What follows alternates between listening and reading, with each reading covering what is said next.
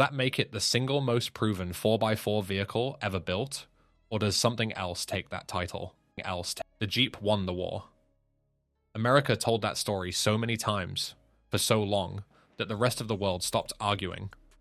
The Jeep became the symbol of off-road capability, the default answer to every question about which vehicle goes furthest. And while that story was being told, 8 other countries were quietly building 4x4s that went further, lasted longer, and embarrassed the Jeep so completely that governments made them forbidden. Military only, import banned, Cold War blocked, classified, 10 vehicles, 8 countries, every one of them forbidden in some form, every one of them a better off-road machine than the Jeep the world remembers. Number 1 is still being built brand new today. Let us go. Number 10. The ACMAT VLRA, built in France in 1965. ACMAT stands for Atelier de Construction Mécanique de l'Atlantique. VLRA stands for Véhicule de Liaison de Reconnaissance et d'Appui. Liaison, reconnaissance, and support vehicle. The name tells you everything about the intention. This was not a truck built for parades or peacetime logistics. It was built for the kind of terrain and the kind of operational conditions that destroyed everything the Western world was putting into the field in the 1960s. And it was built with one engineering requirement above everything else: zero maintenance infrastructure. A French military mechanic, standing in the Saharan desert with basic tools and no support, must be able to keep this vehicle running indefinitely. That was the design brief. Not a target, the actual specification. The VLRA ran a Perkins diesel engine in its primary configuration, a reliable, field-serviceable powertrain already well understood by mechanics worldwide.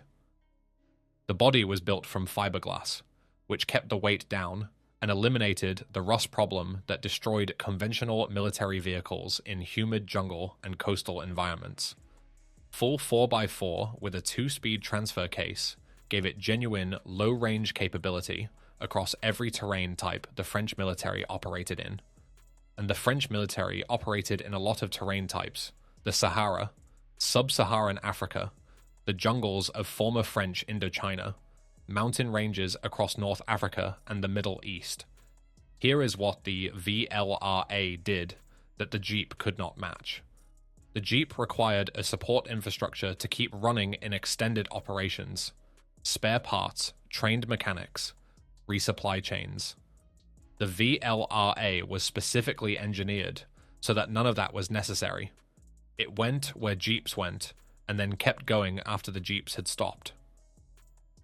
The French military deployed it across conflicts in Chad, Mali, Djibouti, and Lebanon. 30-plus African and Middle Eastern militaries chose the VLRA over Western alternatives, including the Jeep, because in the terrain those armies operated in, field repairability was worth more than any performance specification on a datasheet. It was never sold to civilians. It remains in active service across Africa today. Decades after the Jeeps it competed against have been retired to museums. America had the Jeep and called it the greatest off-road vehicle ever built. France had the VLRA and quietly went further. France built this in 1965 and never let civilians near it. It is still running in active African conflicts today. Number 9 weighs less than most Jeep engines and climbs gradients the Jeep physically could not follow. France kept the VLRA military only for its entire service life. Should the most capable off-road vehicles always stay out of civilian hands? Or does the public deserve access? Drop your answer below. Number 9. The Haflinger, built in Austria in 1959 by Steyr-Pusch. And the first number you need to understand about this vehicle is 643. That is the cubic centimeter displacement of its engine, an air-cooled 2-cylinder unit producing 27 horsepower. To put that in context, a contemporary Jeep CJ was running a 2.2-liter 4-cylinder, producing over 70 horsepower. The Haflinger had less than a third of the displacement and less than half the power. It weighed approximately 640 kilograms, less than most Jeep engines of the era weighed on their own. On any American specification sheet, the Haflinger reads as an embarrassment. In the Austrian Alps, in military evaluation after military evaluation, it made the Jeep look like it was standing still. The engineering reason is portal axles. All four wheels. On a conventional 4x4, including the Jeep, the axle connects to the wheel hub at the same centerline height. The differential sits at wheel center height and contacts obstacles that the tires can clear. The Haflinger mounted a small reduction gearbox at each wheel, dropping the hub below the axle centerline. The result was that the entire drivetrain, differential, axles, transfer case, sat significantly higher than the wheel centers. The Haflinger achieved 240 millimeters of ground clearance in standard form, despite being a fraction of the Jeep's size and weight. More critically, it could climb gradients up to 45 degrees, a verified Austrian military specification. The Jeep CJ managed approximately 35 degrees before losing traction. That 10-degree difference is not a small gap on a mountain. Multiple European armies adopted the Haflinger specifically because it outperformed the Jeep in the terrain those armies operated in: the Alps, the Carpathians, the Dolomites, the mountain ranges that made up the potential ground for any Central European conflict during the Cold War. It was military only during its service period. Civilians were not permitted to buy it while it was in active military use. Production ran from 1959 to 1974. In those 15 years, the Haflinger proved repeatedly that the Jeep's size and power advantage was an active disadvantage in terrain, where the vehicle that weighed less, sat higher, and could climb steeper was the one that won. The Austrian military continued operating the Haflinger long after civilian examples appeared in the collector market. Engineers from several NATO countries visited Austria specifically to study the portal axle system, the same system they would eventually adopt in their own military vehicle programs decades later. The Jeep never adopted portal axles in its core CJ program. The Haflinger proved why it should have. 27 horsepower, 640 kilograms, climbed 45-degree gradients that stopped full-size Jeeps. Number 8 was banned from entering an entire continent. An engine smaller than a lawnmower, climbing gradients a full-size Jeep could not follow. Does this prove that power is completely irrelevant in serious off-road engineering? Number 8. The Suzuki Jimny SJ410, built in Japan in 1981. And this is the vehicle that America decided it did not want to see. Not because it was dangerous, not because it failed safety standards, because it was better than what America was selling. And the import restrictions that kept it out of the North American market for years were a commercial decision dressed up as a regulatory one. The SJ410 was never officially imported to the United States.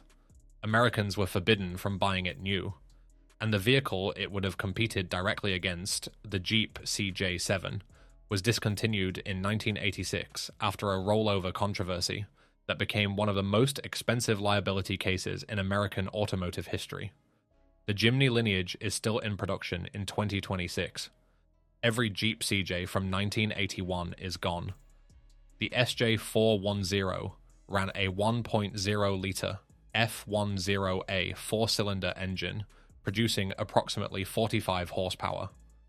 Curb weight was approximately 730 kilograms, light enough that when momentum failed, the vehicle could be physically redirected by the driver in a way that was impossible with a full-size Jeep. It had a part-time four-wheel drive system with a proper low-range transfer case that gave it genuine off-road capability far beyond what its size suggested. The compact dimensions meant it could access terrain that physically excluded the Jeep. Mountain trails, forest paths, narrow canyon tracks where the Jeep's wider body became an obstacle rather than an advantage. In the markets where both vehicles competed directly, Europe, Australia, Japan, Southeast Asia, the Jimny consistently outperformed the Jeep in operator satisfaction surveys and real-world durability testing. In 1988, Consumer Reports published a rollover warning about the Suzuki Samurai, the SJ413, successor to the SJ410. Suzuki spent years fighting the claim and won a significant lawsuit in 2004 when a jury found the Consumer Reports testing methodology had been manipulated. The damage to American sales had already been done. The vehicle was pushed out of the market by controversy that independent courts subsequently found to be unjustified. Meanwhile, in every other market on the planet, the Jimny kept selling, kept improving, and kept outlasting the competition. The direct descendant of the SJ410 is still sold, brand new today in 2026.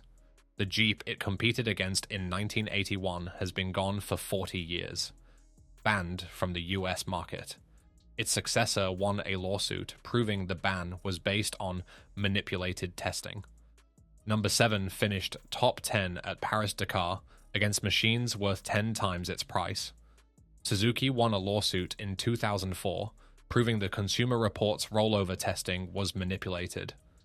But the damage to US sales was already done.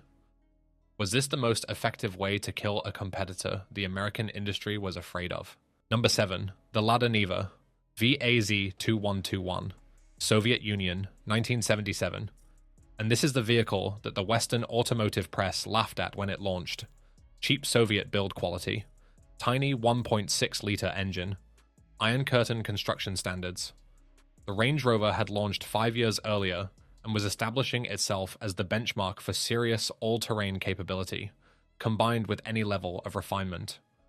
Nobody in the Western industry was particularly worried about what a Soviet budget compact could do in serious competition against proper off-road vehicles.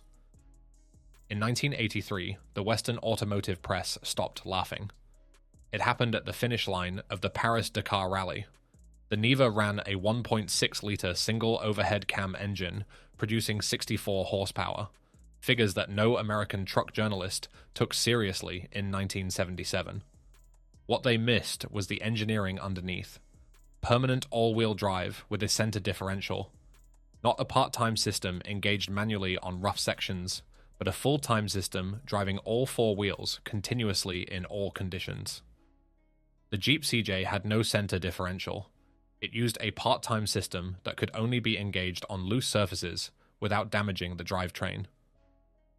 The Niva had independent front suspension in 1977, at a time when Land Rover was still fitting beam axles. It had coil springs at all 4 corners, engineering that European manufacturers considered advanced, fitted to a vehicle priced for ordinary Soviet workers. In 1983, a Lada Niva entered the Paris-Dakar rally against purpose-built rally machines, extensively prepared Range Rovers, and well-funded factory entries from European manufacturers with years of Dakar preparation behind them. The Niva finished 10th overall, a verified result in the official race records, not in a production class, overall, against everything the best-funded off-road racing operations in the world had prepared for that event. A Range Rover on the same start grid cost approximately 5 to 6 times the price of the Niva. The Niva finished ahead of it. The Cold War kept this vehicle forbidden to most of the world for its first decade, and the world missed the 1983 Paris-Dakar result because Western media had already decided Soviet engineering was not worth covering. The Niva is still sold today as the Lada Niva Legend, a current production vehicle that has been in continuous manufacture since 1977. The permanent AWD system with center differential that the Jeep CJ never offered in 1977 is still there. The independent front suspension that Land Rover did not adopt until the 1983 Range Rover is still there. The coil springs all round are still there. The vehicle that the Western press dismissed as cheap Soviet construction has outlasted every Jeep model it ever competed against by multiple decades. 1.6 liters. Top 10 at Paris-Dakar 1983. The West kept it forbidden and missed what it could do. Number 6 has been competing against Jeep since 1951 and is still in production today. The Neva finished Paris-Dakar 1983 top 10 against machines worth 10 times its price, and the Western press barely covered it. Was this the most underrated off-road result in racing history? Number 6. The Nissan Patrol, Japan, 1951. Built the same year as the early Jeep CJ models it directly competed against. And this is important, because the Patrol was not built as an answer to the Jeep's success. It was built as a simultaneous solution to the same problem, by engineers on the other side of the world who had studied the same terrain requirements independently and reached conclusions that were different from the American approach in almost every important way. The early Patrol featured a larger inline-six engine with greater displacement than the Jeep's four-cylinder, more torque at low speed, more capability on loaded climbs in difficult terrain, a larger ladder frame, greater payload capacity, ground clearance that matched or exceeded the Jeep in standard configuration. Armies across the Middle East, Africa, Australia, and Asia evaluated both vehicles side by side in the terrain those armies actually operated in. The result was consistent across multiple independent military evaluations. The Patrol was chosen over the Jeep as the primary light utility and reconnaissance vehicle. The Australian military adopted it extensively. UN forces used it across multiple peacekeeping deployments in terrain where the Jeep's limitations were most exposed. Gulf state militaries chose it for desert operations, where its larger engine provided the low-speed torque necessary for deep sand driving, a capability the Jeep's smaller engine struggled to match without the constant throttle management that fatigued drivers on long desert traverses. Nissan never stopped developing the Patrol. Each generation addressed the limitations that operational experience exposed: better cooling for extreme heat, improved suspension geometry for uneven terrain, stronger axles for the payload, demands that field operations placed on the vehicle. The Jeep CJ, which the early Patrol competed against directly, was discontinued in 1986. The Patrol is still in production in 2026 as the Nissan Patrol Y62. Over 70 years of continuous production from the same vehicle that lined up against the Jeep in 1951 and was chosen over it by armies across 3 continents. 70 years of continuous production is not a marketing achievement. It is not a heritage program or a nostalgia play. The Nissan Patrol Y62 is a current vehicle with current technology built on a foundation that dates to 1951 because every attempt to replace it with something fundamentally different has resulted in a vehicle that serves different customers, not better ones. The engineering principle that won in 1951 is the engineering principle that still wins in 2026. That is the only verdict that actually matters in the long run. Built the same year as its Jeep competition, chosen by armies across 3 continents over Jeep, still in production 70 years later. Number 5 won Paris-Dakar, and civilians were never legally allowed to buy it. The Nissan Patrol has been in continuous production since 1951, 70 years and counting. Number 5. The Volkswagen Iltis, Germany, 1978. And this is where the story of Jeep dominance in European military procurement ends. Not with a dramatic battlefield verdict, but with a formal military evaluation that the German Bundeswehr conducted, testing every light utility 4x4 available in the late 1970s, and then making their decision in writing. The Bundeswehr chose the Iltis over the Jeep. The vehicle built to replace the Jeep in the German army beat it in every category that the German military considered operationally relevant. And then, to make sure the world understood what that decision meant, the Iltis went to the 1980 Paris-Dakar rally. Freddie Kotolinski and Gerd Luffelmann drove it to overall victory, first place, in what was already established as the most demanding off-road race on the planet. It was a military vehicle. Civilians were never allowed to buy it.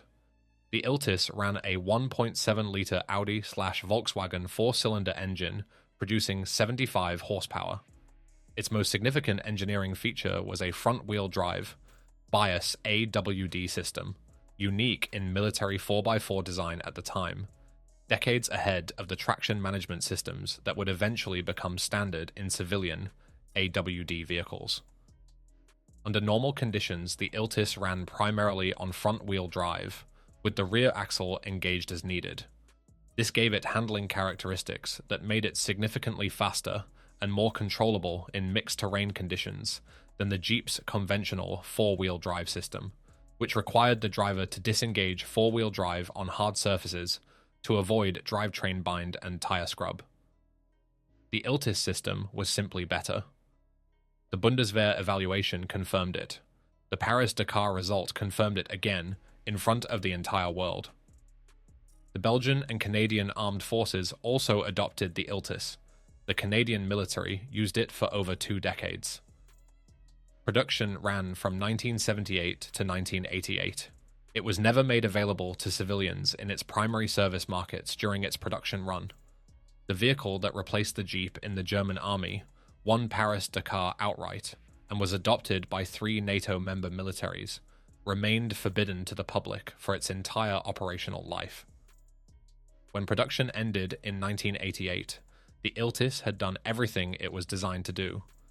Won the most prestigious off-road race in the world, served 3 NATO militaries for over a decade, and proved in formal evaluation after formal evaluation that the Jeep's dominance in European military procurement was over. The Jeep it replaced never came back to German military service. Won Paris-Dakar 1980 outright, chosen by Germany, Belgium, and Canada over Jeep. Civilians never allowed to buy it. Number 4 had ground clearance that made Jeep engineers look at each other and say nothing. Germany tested every available military 4x4 and chose the Iltis over the Jeep. Then it won Paris-Dakar. Should that evaluation result have been published and forced American manufacturers to respond publicly? Number 4. The Pinzgauer 710. Austria, 1971. Built by Steyr-Puch, the same manufacturer that built the Haflinger at number 9. And if the Haflinger proved that small and light could beat the Jeep in mountain terrain, the Pinzgauer proved that the same engineering philosophy could be scaled up into a full-size military vehicle that was categorically superior to anything the Jeep program had ever produced. The Pinzgauer did not just embarrass the Jeep, it made every vehicle Jeep had ever built look like a prototype for a problem nobody had fully solved yet. The central engineering achievement of the Pinzgauer was its chassis design. The entire drivetrain, engine, gearbox, and transfer case was mounted inside a central tube frame that ran the full length of the vehicle. The body sat on top of this tube. The wheels were connected to the tube via swing axles and portal hubs, with the portal reduction gearboxes providing approximately 340 mm of ground clearance. The Jeep CJ standard was 203 mm. Because the drivetrain was enclosed inside the central tube, it was completely protected from rock strikes, water ingress, and impact damage that would disable a conventional 4x4 with an exposed differential. The entire underside of the vehicle, from bumper to bumper, was essentially a single protected tube. Nothing the terrain could throw at it reached the mechanical components that kept it moving. The Steyr air-cooled flat-4 engine in the 710 produced 87 horsepower and was specifically designed for field servicing in conditions of extreme temperature. Air cooling eliminated the radiator vulnerability that disabled Jeep-based vehicles in desert heat and Arctic cold. Over 50 military forces worldwide adopted the Pinzgauer: Swiss, Austrian, British, Saudi, UAE, and dozens more. The British military used it extensively in the Falklands conflict and subsequent deployments. Military specification variants had export-restricted equipment classifications in several markets.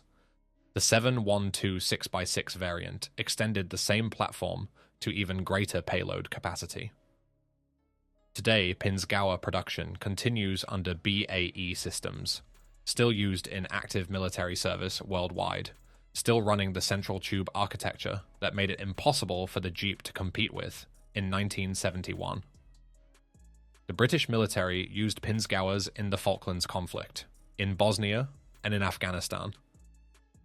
50 years after it was first built, it was still being sent into active conflict zones because nothing available replaced what it offered. The Jeep was never sent on the same missions. The terrain requirements were too demanding. Central tube chassis, 340mm clearance, drivetrain completely protected from terrain damage. 50+ militaries chose it. Number 3 could drive through water that would fully submerge a Jeep. The Pinzgauer put the entire drivetrain inside a central protective tube, a design so effective that 50+ militaries worldwide adopted it over every other option. Why did no civilian manufacturer ever copy this architecture? Number 3.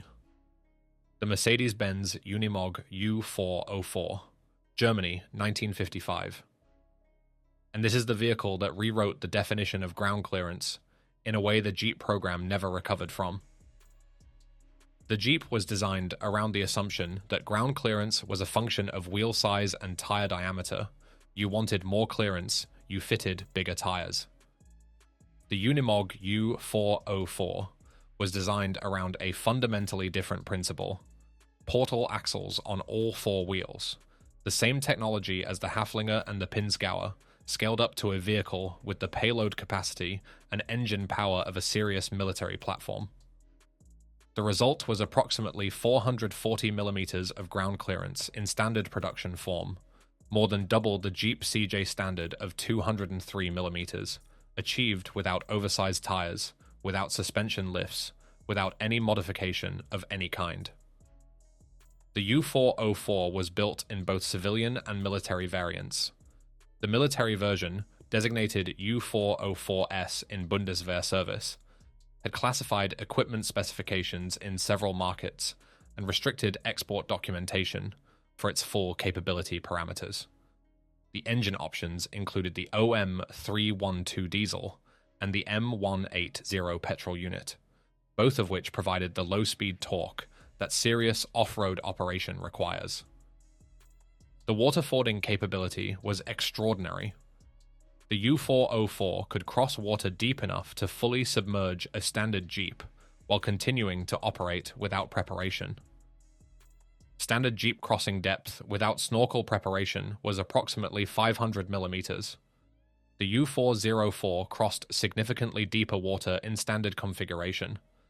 The Bundeswehr adopted the U404 for roles where the Jeep's limitations were most operationally expensive: bridging, recovery, heavy utility tasks in terrain that destroyed lighter vehicles. NATO allies across Europe followed. The U404 remained in production from 1955 to 1980, 25 years, and examples remained in active military service long after production ended. Today, in 2026, Unimog vehicles are in active daily use in military, forestry, fire service, and emergency response operations worldwide. The same era Jeeps they competed against in 1955 are in collections and museums. The Unimog kept working. The Jeep kept getting displayed. There is a reason for that difference, and it has nothing to do with nostalgia. 440mm ground clearance. Could cross water that drowned a Jeep, still in active military and emergency service in 2026. Number 2 was chosen over Jeep by more than 40 countries. Number 1 is still being built brand new today. The Unimog has been in continuous active service since 1955. Military, fire service, forestry, emergency response. Is this the most practically useful vehicle ever built, or does the number 1 on this list take that title? Number 2, the Toyota Land Cruiser, FJ40, Japan, 1960. And this is the vehicle that ended the Jeep's dominance in global military and utility procurement. Not with a single dramatic event, but with 2 decades of consistent, documented, independently verified outperformance across more than 40 countries on 6 continents. The FJ40 did not beat the Jeep once. It beat it everywhere, repeatedly, across every terrain type and every operational condition, until the armies and governments and fleets and operators who needed a reliable 4x4 stopped ordering Jeeps and started ordering Land Cruisers. The Jeep CJ was discontinued in 1986 following a rollover controversy and liability litigation. The FJ40 outlasted it and is still in daily working use in 2026. The FJ40 launched with Toyota's F engine, a 3.9-litre inline-six producing torque characteristics that prove superior to the Jeep's four-cylinder in the loaded climbing and deep sand traverses that military and utility operations most frequently demanded. It was later upgraded to the 2F engine, 4.2 litres, which Toyota produced for over 20 years with no fundamental design changes because there was nothing that needed fixing. The build quality was categorically higher than the contemporary Jeep CJ in documented long-term fleet operation. Australian military evaluations, Middle Eastern oilfield operator reviews, African mission fleet assessments.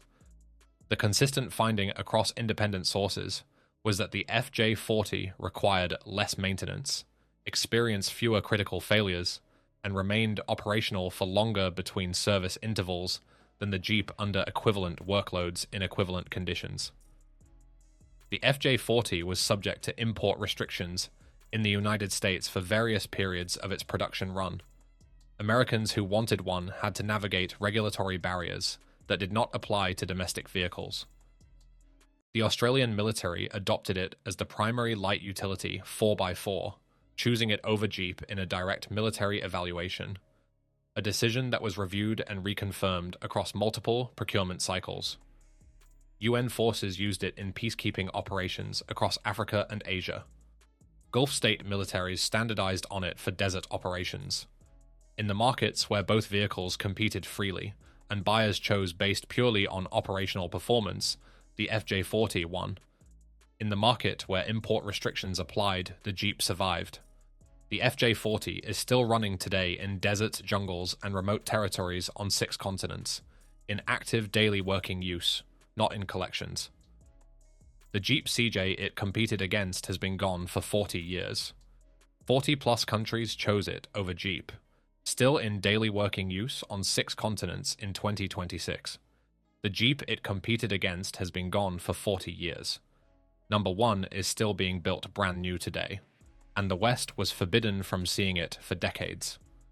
Over 40 countries chose the FJ40 over the Jeep in direct military evaluations. Toyota never needed to say a word. The evaluation results spoke for themselves. Is silent dominance more powerful than aggressive marketing, or did Jeep simply fail to compete? Number 1, the UAZ 452, the Bukanka, Soviet Union, 1965. You saw it at the start of this video. You probably thought it was a mistake. A breadloaf van at number 1 on a list of vehicles that embarrassed Jeep. That reaction is the entire point. Because while every other vehicle on this list was built to win on a specification, outrun a competitor in a race, or outperform a Jeep in a formal military evaluation, the Bukanka was built to do the one thing none of them combined has managed. It was built to be right for 61 years without stopping. And it succeeded. In 2026, the UAZ 45-2 Bukanka is still in current production. Not a revival. Not a heritage edition. A production vehicle you can order new today. The Bukanka name is the Russian word for a loaf of bread. Look at the van and you understand immediately. The rectangular boxy body looks exactly like one. There is no concession to aesthetics. No design effort spent on anything that does not directly serve the vehicle doing its job. The engineering underneath is the reason it survived, while every Western van from 1965 has been gone for decades. Full-time 4-wheel drive with a 2-speed transfer case as standard on every unit from day one. Ground clearance of 220mm. Portal axles, the same system that gave the UAZ 469 its exceptional drivetrain protection, meaning the underside of the drivetrain clears obstacles that would contact and damage a conventional van axle. A sealed, simple, field-repairable powertrain that a trained mechanic could maintain anywhere on Earth with basic tools. The Bukanka was completely forbidden to the Western world for the entire Cold War period. American, British, German, and French buyers could not access it. NATO military planners did not assess it. Western automotive journalists did not test it. The Iron Curtain kept it hidden for decades. And during those decades, it served as a military troop carrier, a field ambulance, a mobile command post, and a civilian utility vehicle across 11 time zones of Soviet territory. It crossed Siberian tundra, Arctic supply routes, Central Asian mountain passes, and terrain types that had no road surfaces of any recognizable kind. It kept going through all of it, not because it was the most technologically advanced vehicle, but because it was engineered correctly the first time, and nothing in 6 decades of operation proved that first design wrong. Think about every American van from 1965, the Ford Econoline, the Chevrolet Sport van, the Dodge A100. Every one of them is gone. The Bucanca is still here. Built in 1965, still in production in 2026, forbidden to the West for decades, and still embarrassing every Jeep on the planet in the terrain that actually matters. Built 1965, forbidden to the West for decades, still in current production 2026. Every Western van from 1965 is gone. The Bucanca kept going. The Bucanca has been in continuous production for 61 years. Every Western van from 1965 is discontinued. Does that make it the greatest production vehicle ever built, not just the greatest 4x4? 10 countries built these. Armies tested them alongside the Jeep and made their choice in writing. The evaluation results are in military procurement records that most people will never read. The history books kept telling the Jeep story. These 10 trucks kept going into terrain the Jeep was never sent into, and kept going there for decades after the Jeep models they competed against were discontinued, retired, and forgotten. Here is the question I want answered in the comments right now. You have seen all 10. Which one genuinely surprised you the most, and which one do you think deserved more credit than it ever received? Drop both answers below. I read every single comment, and if I missed a forbidden 4x4 that belongs on this list, name it below, because that is already the next video. Subscribe and turn on notifications so you do not miss it. If this video showed you something that surprised you, hit like right now. It takes 1 second,